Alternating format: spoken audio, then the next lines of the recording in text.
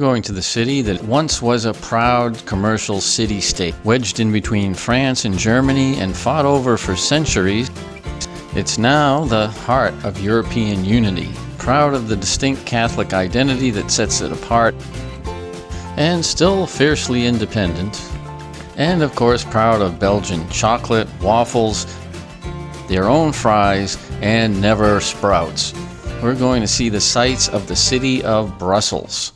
Although it's usually full of EU bureaucrats and politicians, Belgium's capital has plenty to see in its own right. When you first arrive to the airport, you will be given official notice that those things that people call French fries are actually Belgian fries, unless you happen to be in the US Congress. From there, however, you can catch the train into the center of Brussels or to any other location in the country. Brussels has 3 major train stations, and most of the trains stop at all of them, but if you want the one closest to most of the sites in the city, that is Centraal. If you're only visiting for a short time, there is luggage storage at the train station that is easy to use. Brussels is a very pedestrian-friendly city, and so we're going to head from the Centraal station to the Grandplein.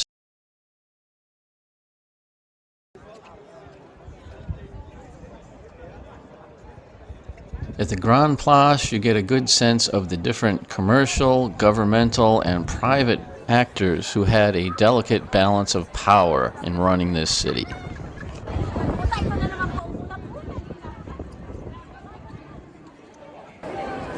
We are in Brussels at the very appropriately and imaginatively named Grandplein. And behind us, the big building is the City Hall. This place was built on commerce. We can see it all around us. Around the square are the guild halls, where all the different commercial guilds did their work. The gilded building on the left is named the King of Spain Hall because Spain controlled this area at the time. It's actually the headquarters of the Corporation of Bakers, and next to it are the corporations of wheel greasers, carpenters, archers, and boatmen.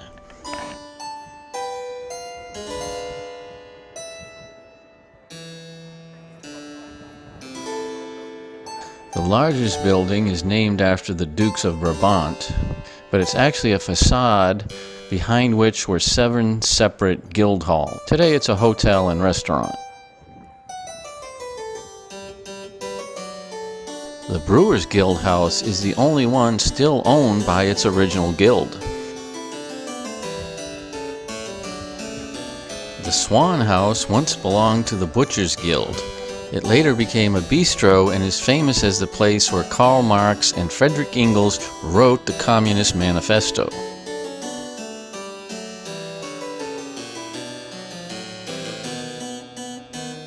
The buildings on this row were houses for the wealthy families of the city.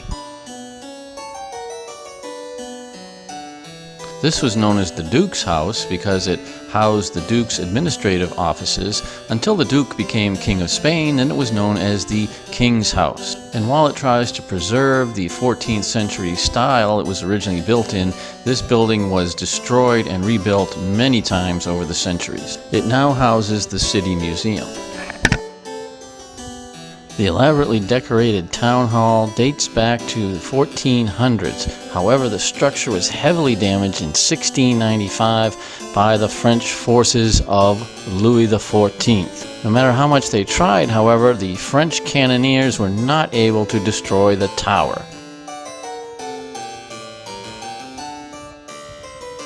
The statues on the facade of the building depict the local nobility, some biblical figures, but most of these you see here are recent reproductions. The originals are kept in museums.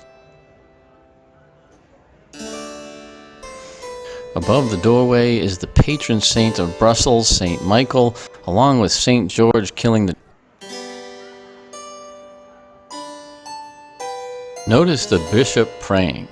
You can tour the interior of the town hall, and if you'd like to do cartwheels while you do so, they've got you covered also. In something that looks almost like a Chairman Mao portrait, we see the city fathers handing out bread to the needy. Tapestries highlight the work of the weaving culture of this region, and the powerful of the city are displayed in Roman glory. Humble is definitely not the mode they were going for. The city council chamber features the assembly of the gods on the ceiling. Still in use today is the wedding hall, as all marriages in Belgium are required to have a civil ceremony. Even the king was married in this room in 1999.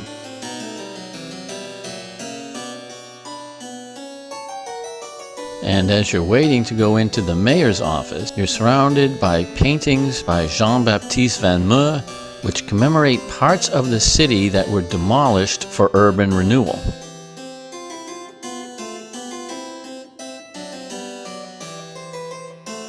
And as you head out, the symbolism continues. Triumph of Belgium shown in this highly allegorical portrait.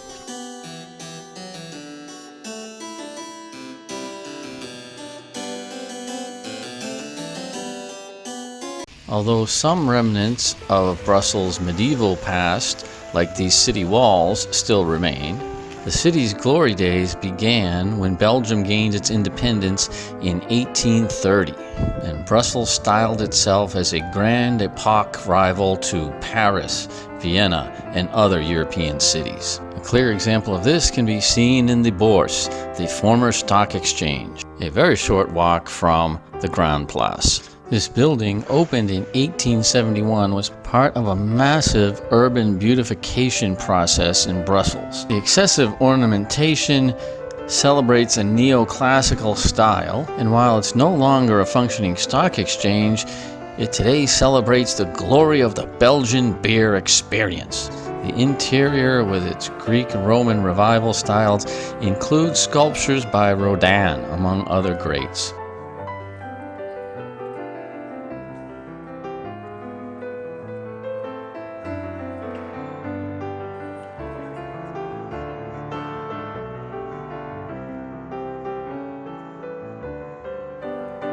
Another classic feature of 19th century European cities is the covered shopping arcade, and Brussels boasts the Galerie Saint-Hubert. Inaugurated in 1847 by King Leopold, it was designed in the Italianate style, being copied by similar arcades all over Europe at the time. If you're looking for a good bargain, well, don't come here. But you can still admire its classical revival style.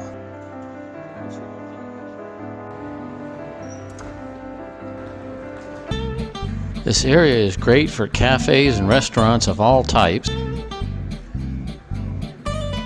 We're reminded that Mozart was not just all about ribs. Exki is a Belgian chain that specializes in healthy vegetarian grab-and-go meals. A good option, since most of what Belgium is famous for is not exactly on the healthy side. Having eased your conscience, you can find the famous Belgian chocolate everywhere.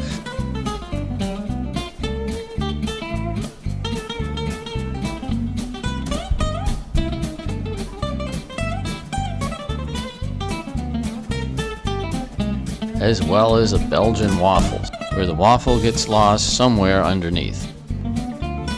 And thankfully, there are no Brussels sprouts to be found anywhere. Now, if you have a lot of willpower, you can skip the next big tourist trap. However, pure curiosity will probably draw you down to see this statue, which is exactly what the name implies. The statue has been attracting visitors since the 1600s and was originally part of the water distribution system. The hundreds of tourists who pack here every day might be disappointed to find out that this is actually a replica and the original is stored away for safekeeping. There's a booming business in selling other replicas. And the statue has even inspired other imitations around town. Saint Michael, who is actually an archangel, is the patron saint of Brussels, and his image is part of the coat of arms that you see all over the city. In this image, that is a devil that he's slaying, not a dragon. And so we're going to head over to the Church of Saint Michael and Saint Gudula, which is located close to the Grandplein. As the patron saint of this city, there has been a church dedicated to him here since the 800s. And there have been many renovations and reconstructions over the centuries, although this building is generally dated to 1519. It is officially the National Church of Belgium. The church is laid out in the shape of a cross, and the high ceilings are typical of Gothic architecture. Along the nave are statues of the 12 apostles.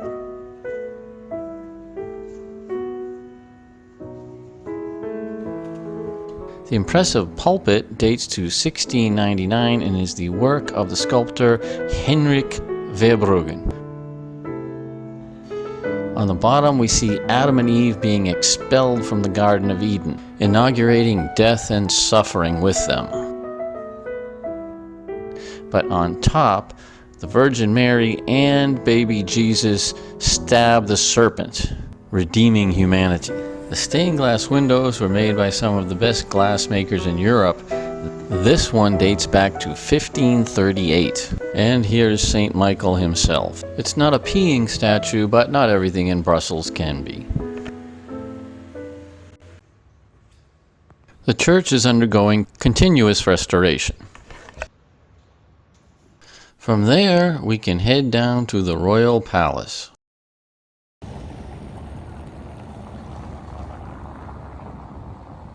You may be forgiven for not knowing that Belgium has a king.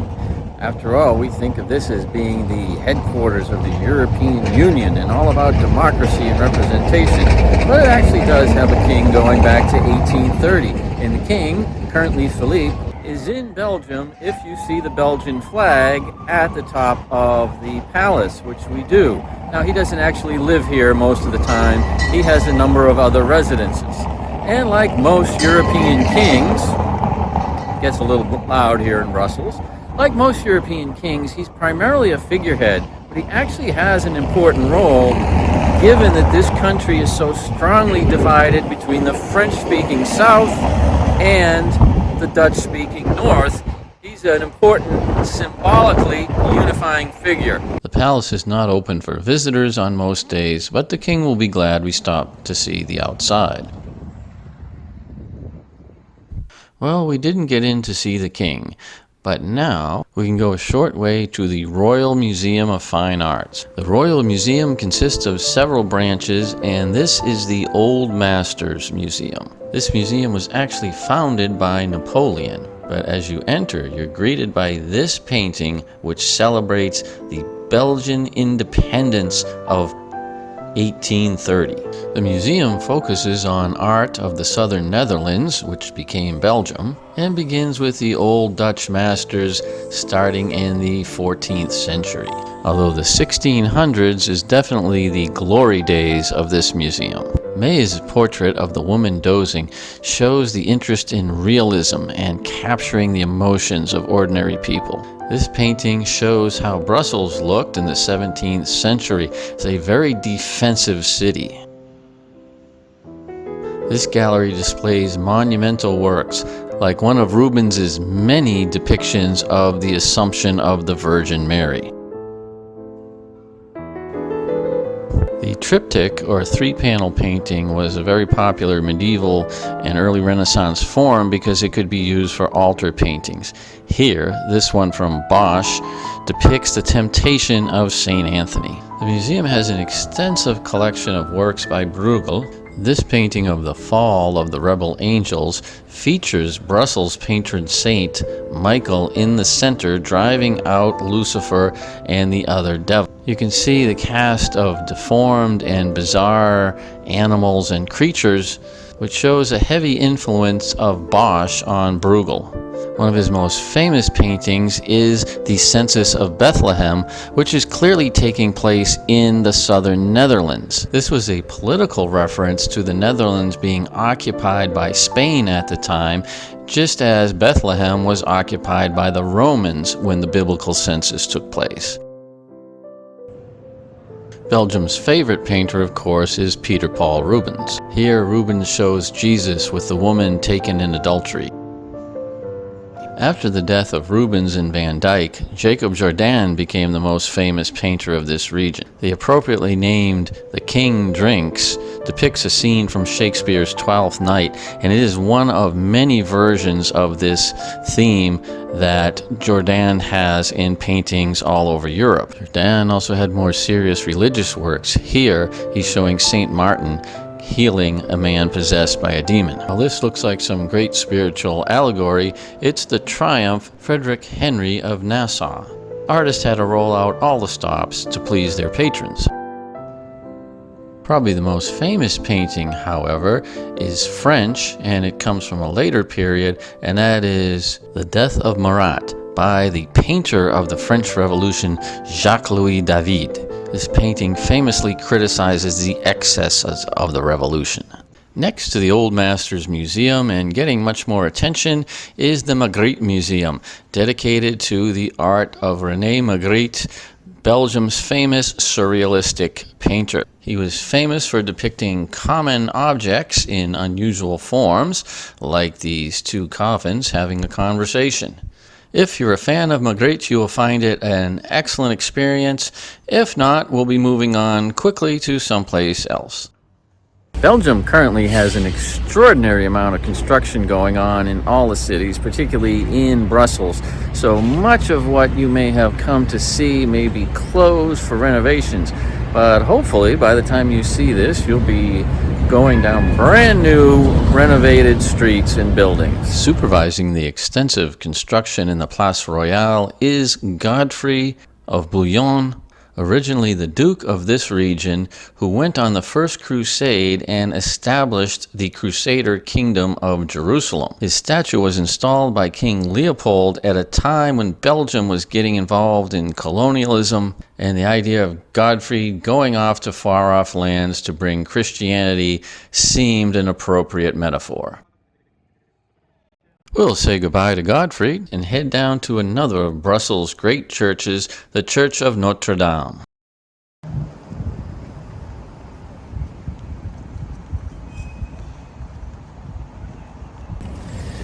The Church of Notre Dame behind me dates back to the 1400s, although it's been restored significantly since then. This church is dedicated to the archers, the defenders of the city, who were extremely important in the 1400s.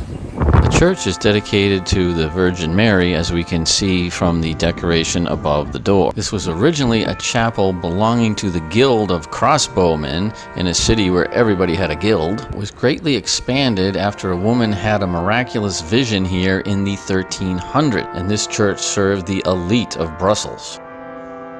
Although much has been renovated, this apse includes stained glass dating back to the 1400s. This statue of the Virgin is a copy of the statue that made this chapel famous. In 1348, during the Black Plague, a woman received a vision to steal a statue of the Virgin Mary from a church in Antwerp. When the people tried to stop her, she miraculously escaped on a boat, which is why you see images of boats all around the church. This statue protected the city from the plague, and now is the star of an annual parade through the streets of Brussels.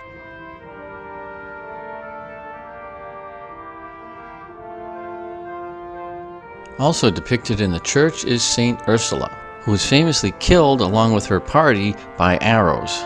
She later became the patron saint of archers, which is just to show that there were no hard feelings. Next to the Church of Notre Dame is the Place du Petit Sablon. Designed in 1890, it's a place that that celebrates the Dutch revolt against the Spanish in 1566 as a symbol for Belgian independence. The center of what is normally a flowing fountain is the statue of Egmont and Hoorn, two Dutch nobles, one Protestant and one Catholic, who were executed in 1568 by the Spanish for preaching religious tolerance. Around them are statues of 10 famous 16th century humanists, like Mercator, who designed modern map-making methods and was the first one to use the word America on a map. Guillaume de Nassau led the Dutch revolt against the Spanish, and the painter Van Orley. Around the periphery of the park are statues representing the 48 guilds of the city as they existed in the 16th century. Here, for example, are tanners, chairmakers, and gunners. It's the center of this neighborhood known as the Sablon. From the Sablon, we can head down to the Palais de Justice. On the way, we pass the headquarters of Benelux, the Union of Belgium, the Netherlands, and Luxembourg. Established in 1944, this is the forerunner of the European Union, which is also headquartered in Belgium. The Palace of Justice is Belgium's most important court. It also sits in the largest public square in the city of Brussels. This is a monument to World War I, which of course devastated Belgium. This monument memorializes both world wars, and it sits at the base of the Great Wheel, Brussels' answer to the London Eye, which can give you a view over the city. From this point, however, without going up on the Ferris wheel, you can still see over most of Brussels. The building is currently undergoing heavy renovation, so you can only get in to see part of it. The inside is an impressive example of Belgium's 1890s glory days, and it's also a fully functioning court.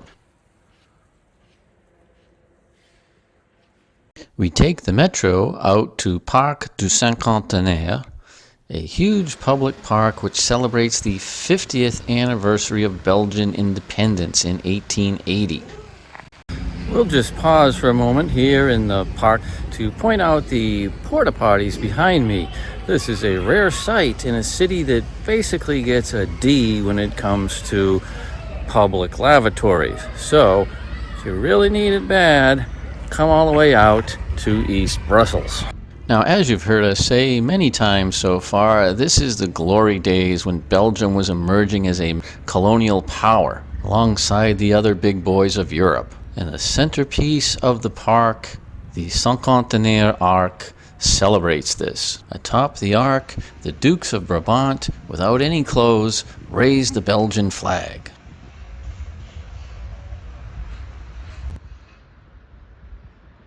Now you can actually go up on top of the arch to get a commanding view out over the city of Brussels.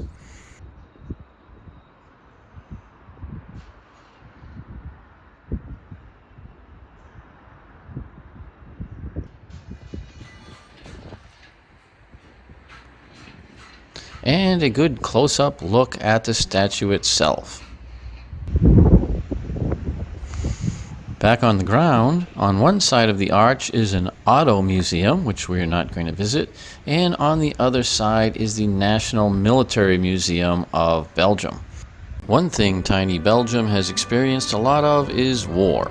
Wedged in between France and Germany, it's been on the invasion route of all the major European wars.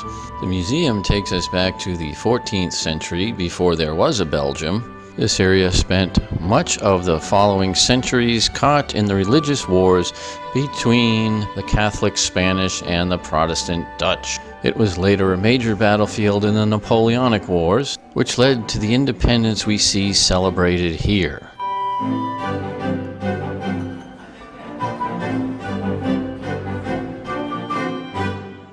But it was the horror of World War I, which we see depicted in this gallery, for which Belgium is probably best known.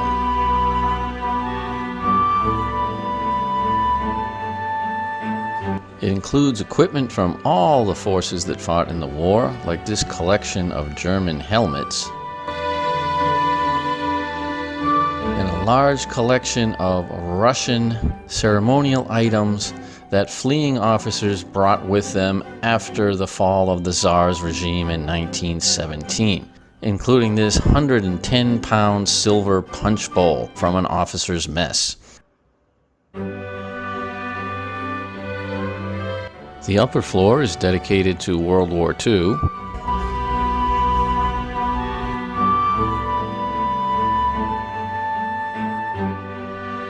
But the largest section is dedicated to aircraft. These underscore Belgium's role in NATO, which is headquartered in Belgium, including some Russian MiGs and the American-made fighters that Belgium currently flies. Now we're just going to come back one stop to the headquarters of the European Union. Behind me are buildings of the European Union, and if you're in the UK right now, you're not allowed to watch this. But these are some of the administrative buildings. We're going to see more of them. Now, if you want to see where the European Parliament actually meets, it can be a bit confusing with all the different organizations around here. And the signs will point you to a lot of good educational locations which may not be what you're looking for. So from the metro, the building you want is down here. And on this list of options, the one you're looking for is the hemicycle, which is where the Parliament actually meets.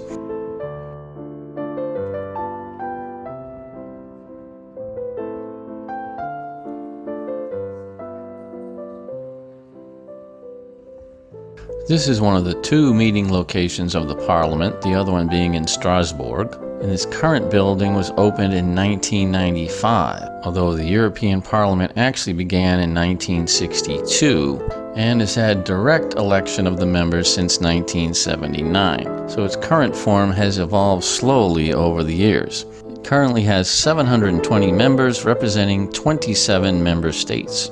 These are the booths where the translators work, as all 24 languages of the EU are considered equally important and are all official languages for business.